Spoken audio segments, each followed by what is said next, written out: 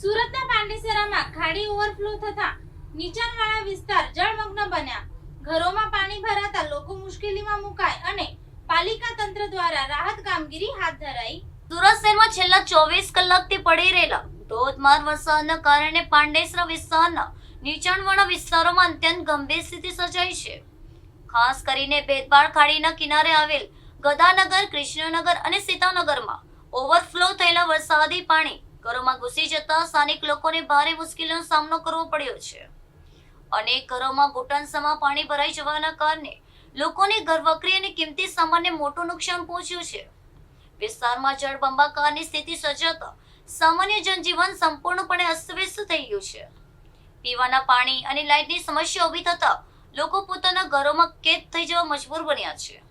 સ્થાનિકોના જણાવ્યા મુજબ 10 વર્ષે ચોમાસામાં ખાડી ઓવરફ્લો થવાની આ સમસ્યા વિકટ બની જાય છે. પાણી ભરાવાની જાણ થતાં જ મહાનગરપાલિકા અને તંત્રની ટીમ ઘટના સ્થળે દોડી આવી હતી. પંપ મૂકીને પાણીનો નિકાલ કરવાની કામગીરી ત્વરિત ધોરણે કરવામાં આવી હતી. આ સાથે જ અસરગ્રસ્ત વિસ્તારોમાં ફસાયેલા લોકોને સુરક્ષિત સ્થળે ખસેડવા માટે પણ રાહત કામગીરી શરૂ કરવામાં આવી છે. સ્થાનિક રહીશો દ્વારા તંત્ર સામે રોષ વ્યક્ત કરીને આ સમસ્યાનો કાયમી ઉકેલ લાવવા માટે ઉગ્ર માંગણી કરવામાં આવી છે.